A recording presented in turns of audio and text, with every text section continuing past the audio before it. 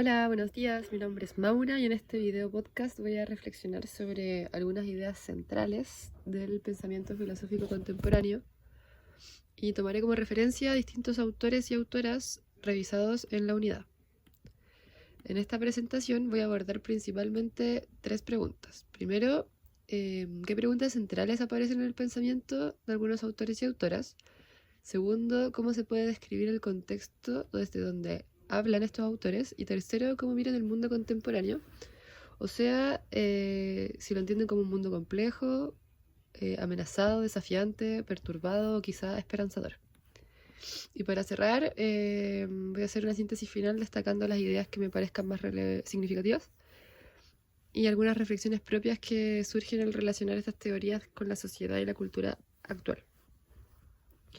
Bueno, al revisar a estos pensadores y pensadoras, algo que me llamó mucho la atención es que, aunque cada uno tiene un enfoque súper distinto, todos comparten una preocupación bastante profunda por entender qué está pasando con el ser humano hoy en día.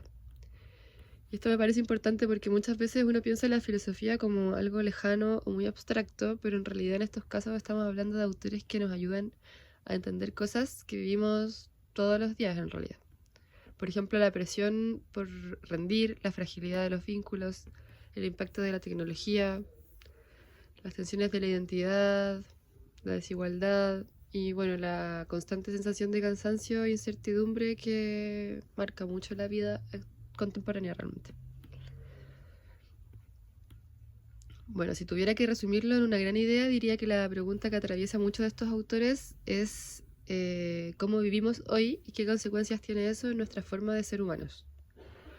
Bueno, obviamente cada autor responde desde un lugar distinto, pero esta inquietud está súper presente en todos. Por ejemplo, en el caso de Habermas, una de las preguntas centrales tiene que ver con si todavía es posible sostener la idea de la modernidad como la razón, la democracia y el diálogo, ya que él se pregunta si una sociedad atravesada por intereses económicos, burocráticos y bueno, los sistemas de poder y si todavía podemos construir acuerdos reales entre personas distintas basado en todo eso.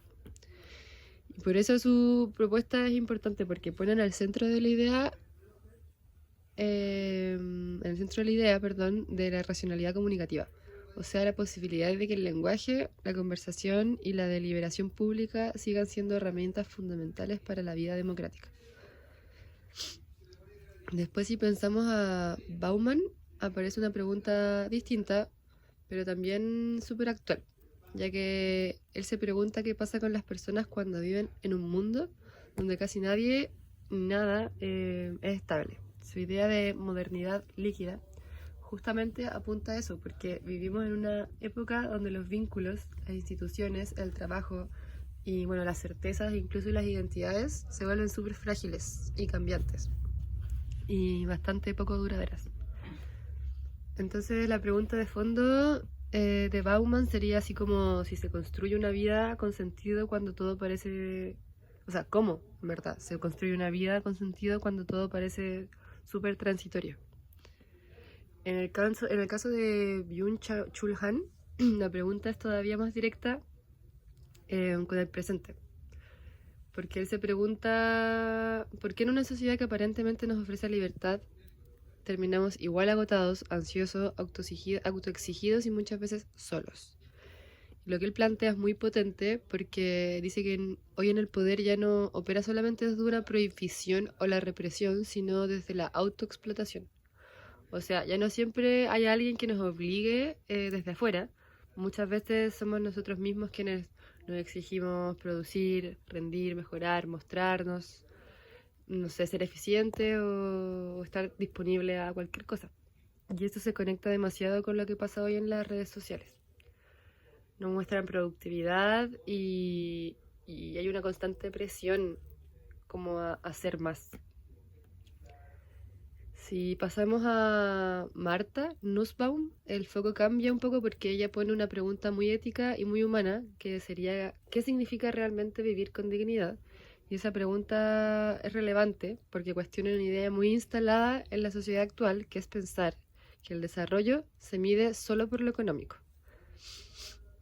Nussbaum, en cambio, nos obliga a mirar si las personas tienen capacidades reales para vivir bien, para desarrollarse, para participar, para ser cuidadas y reconocidas. Entonces su pensamiento no se queda en lo abstracto solamente, sino que aterriza directamente en la justicia social.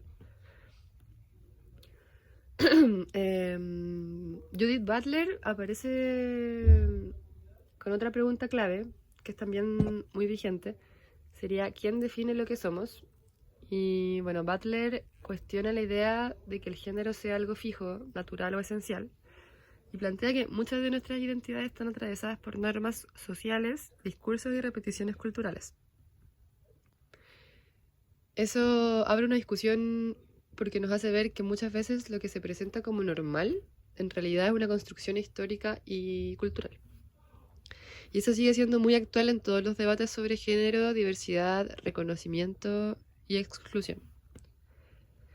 Bueno, también está Donna Haraway y Cherry Turkle, que me parecen muy interesantes porque ponen el foco en la relación entre el humano y la tecnología.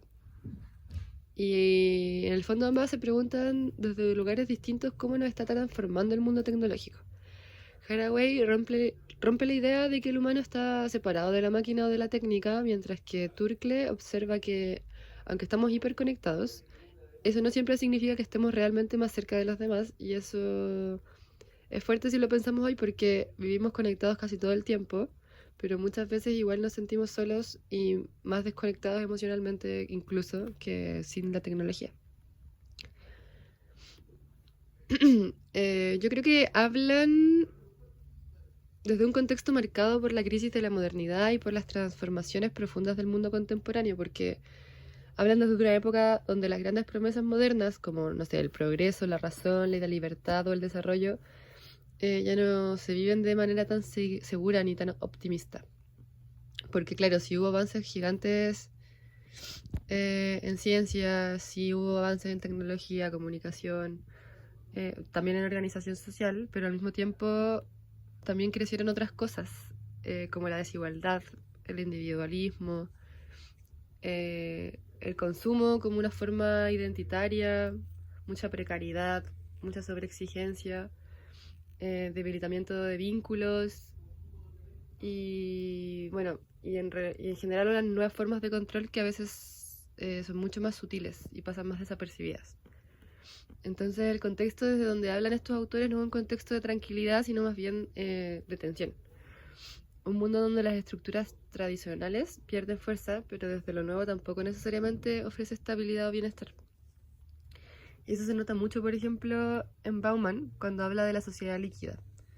En Hahn, cuando describe una sociedad del rendimiento. Butler, cuando cuestiona categorías identitarias rígidas. Turkle, cuando analiza una vida cada vez más mediada por pantallas. O sea, todos de alguna manera están pensando en un mundo donde hay cambios muy rápidos, donde las certezas se debilitan y donde el ser humano tiene que reinventarse constantemente para sobrevivir. Yo creo que la mejor forma de responder, si miran el mundo desde una mirada compleja, desafiante o con esperanza, es ver que estos autores miran el mundo como un espacio muy complejo. No podría ser algo tan simple porque ven que es una realidad llena de tensiones, contradicciones, muchos desafíos. Por ejemplo, Bauman y Byung-Chul Han, para ellos el mundo parece bastante perturbado y hasta cierto punto está muy amenazado. Bauman muestra una realidad donde todo es frágil, donde todo... O sea, donde cuesta sostener vínculos duraderos, donde las personas viven con una constante incertidumbre. Y Ham, por otro lado, muestra un mundo donde el cansancio, la presión por rendir, la autoexplotación se vuelven muy normales. Eso hace que el presente se vea como un espacio súper exigente y desgastante. Cherry Turkle tiene una mirada más crítica porque ella ve que la tecnología, aunque nos conecta, también empobrece las conversaciones reales, la escucha y la empatía real. Entonces el mundo se vuelve muy conectado en apariencia, en una superficialidad, pero no necesariamente más humano. Aunque si bien La mayoría de los autores tienen una mirada bastante crítica, no todos tienen una mirada pesimista, porque Habermas tiene una postura más esperanzadora, aunque no es ingenua, porque él reconoce las crisis, pero sigue creyendo que el diálogo, la argumentación y la participación democrática pueden ser caminos reales para enfrentar los conflictos del presente. Eso me parece muy valioso, porque no se trata de negar los problemas, sino de no renunciar a la posibilidad de construir algo mejor.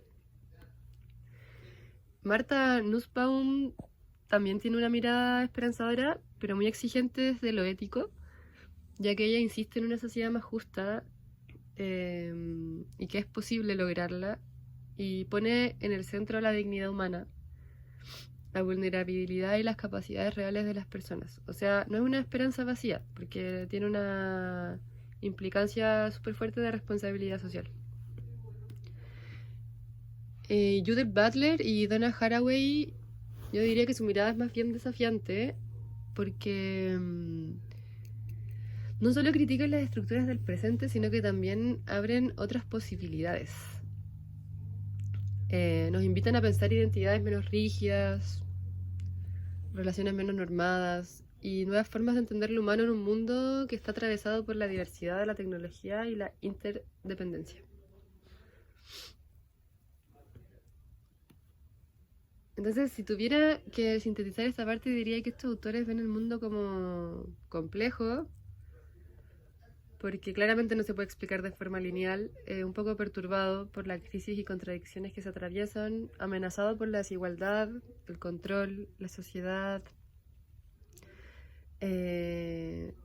tan solitaria y una pérdida de sentido de vida, pero también desafiante porque aún con todo esto se nos permite repensar nuestras formas de vivir constantemente.